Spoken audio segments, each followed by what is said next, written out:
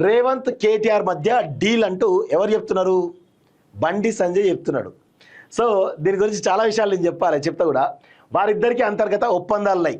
పాపం బండి సంజయ్కి రేవంత్ రెడ్డికి అంతర్గత ఒప్పందాలు లేవు కదా, చెప్తా. ఉన్నాయా లేవా నేను చెప్తా. అందుకే డ్రగ్స్ ఫార్ములా ఈ కార్ ఫామ్ హౌస్ కేసులో జోలికి వెళ్ళడం లేదు. కవిత కేటీఆర్ మధ్య సయోధ్యకు సీఎం ఎత్తునమాట. హరీష్ రావును మాత్రమే టార్గెట్ చేస్తున్నారు.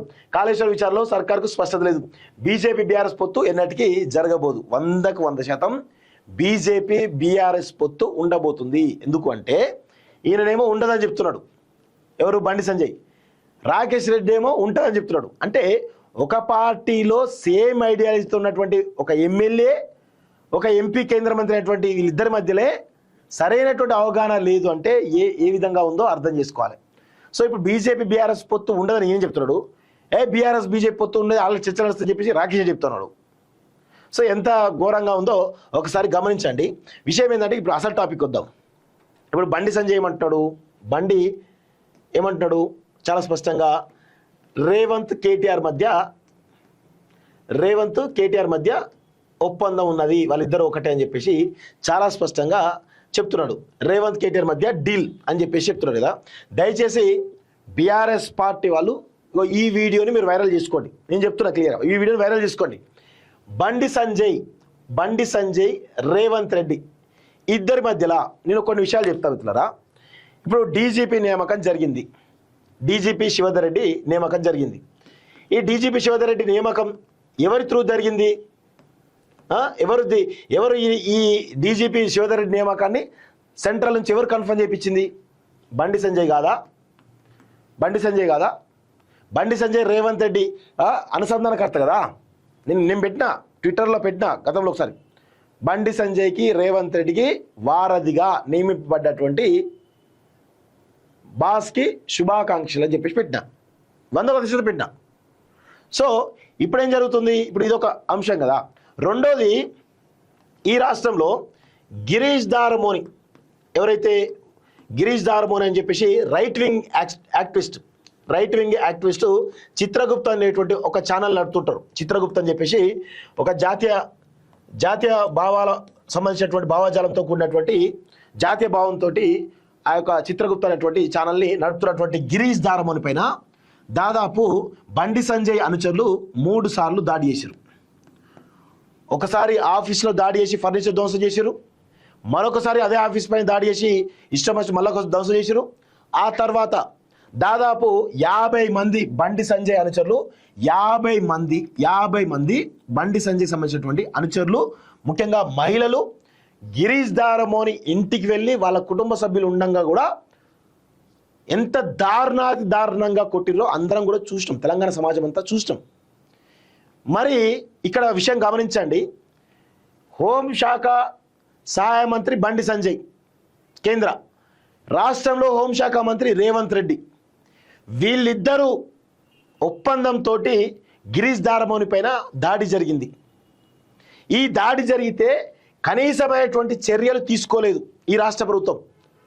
ఒక సేమ్ రైట్ వింగ్ యాక్టివిస్టు, అదే బీజేపీలో ఉన్నటువంటి ఆ బండి సంజయ్ సంబంధించిన అనుచరులు ఎవరైతే ఉన్నారో గిరీష్ దారమోని పైన ఇష్టం వచ్చినట్టు దాడి చేస్తే ఏం జరిగింది అంటే కనీసం కేసులు పెట్టి చట్టపరమైన చర్యలు తీసుకునేటువంటి పరిస్థితి లేదు. ఆయన దాడి చేస్తుంటే ఆయన ఈ గిరీష్ దారమోని పైన ఫస్ట్ ఆఫీస్ పైన దాడి చేస్తున్న క్రమంలో దాడి జరిగినటువంటి సమాచారం పోయినప్పటికి కూడా చాలాసేపటి తర్వాత పోలీసులు వెళ్ళి ఏదో నామమాత్రంగా చేసిరు అక్కడ విచారణ. తర్వాత మళ్ళొక్కసారి దాడి జరిగిందని చెప్తే కూడా పోలీసులు నిర్లక్ష్యం వహించరు. ఆ తర్వాత ఇంటికి వెళ్ళి దాదాపు 1.5-2 గంటల పాటు ఆయన అనేక రకాలుగా ఫ్యామిలీ మెంబర్స్ ముందు కొడుతూ కింద తీసుకొస్తుంటే కూడా పోలీసులు కనీసం అక్కడ దాన్ని అడ్డుకునేటువంటి ప్రయత్నం కూడా చేయలేదు. లాస్ట్కి ఏమైనా అవుతుందేమో అని చెప్పేసి పోలీసులు కింద తీసుకొచ్చారు కదా. అంత దారుణంగా ఉంది కదా. ఎవరు? బండి సంజయ్. చెప్పు సీరియస్గా నువ్వు చెప్పు.